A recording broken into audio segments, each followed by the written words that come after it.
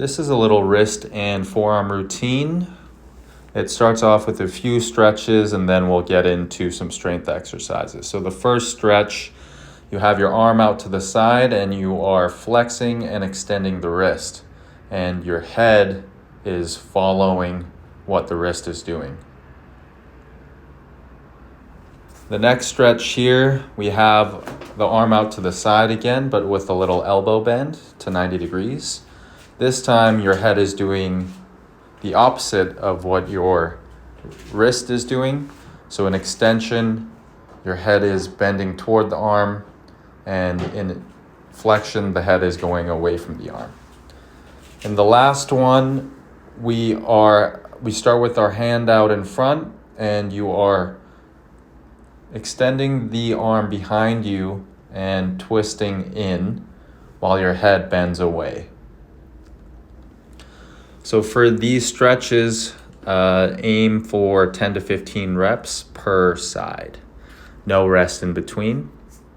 This is the last stretch before we do some strength exercises. So you'll just be on the floor, putting your wrists into extension and externally rotating while keeping your elbows locked.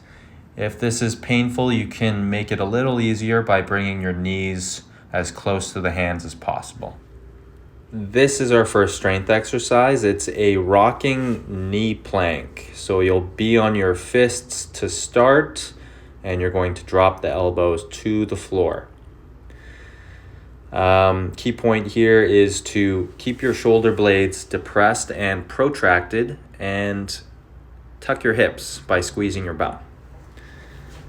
I would aim for 8 reps before moving on. This is the next level of the same exercise. It's just a little bit harder because you're starting in a full plank. Same thing, protract, depress shoulder blades, and keep your hips tucked. Now we're into our dumbbell exercises. There are 4 of them. So the first one is a forearm curl. So your arm is bent to 90 degrees, and you'll let the weight roll down your hand for a little stretch before curling it back up. Try to keep your shoulder blades depressed in this one. Now we're into our second exercise, just some wrist extensions. I'm going to keep my arm straight for this one, shoulder blade depressed, and focus on extending that wrist. Your extensors will likely be weaker than the flexors, so it might be a good idea to use a lighter weight to start off with.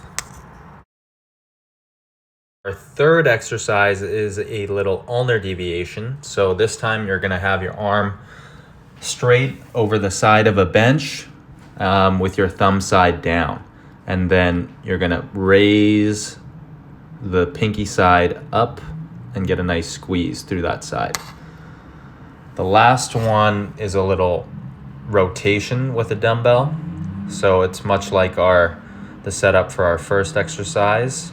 Keep the shoulder blades depressed, arms bent to 90 degrees, and just focus on rotation and no other movements. So for this series, we're going to do 2 sets of 15 reps.